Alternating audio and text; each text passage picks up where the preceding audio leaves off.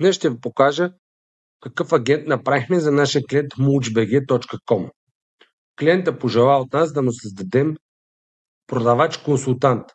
Агента консултира клиента и изчислява оферта, предлага офертата и може да приеме поръчката и да изпрати на имейл. Ето го самия агент какво представлява. Чат тригър, AI агента, който върши цялостната операция, вътре с System Prompt, който координира спрямо другите нодове, OpenAI чат модел 5 mini, Postgres Memory, където съхраняваме цялостната информация.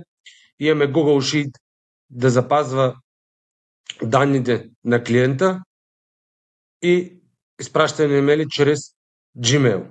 Нека сега направим един тест. Ето вече сме в сайта и да направим теста. Има бързи бутони също, които може да се кустомизират спрямо нуждите на всеки един клиент, които ги виждате тук.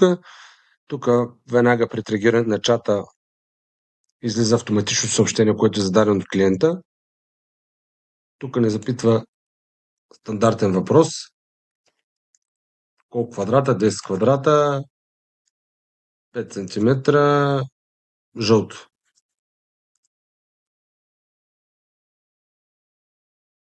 Да, тук вече не смята.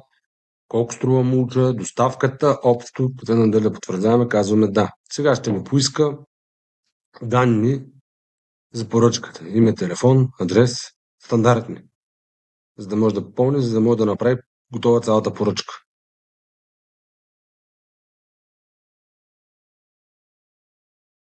Поръчката е готова, вече е изпратена на нашия имейл и това е. Ако вие желаете да имате такъв агент за вашия сайт, моля, свържете се с нас и ни последвайте в социалните мрежи. Благодаря ви!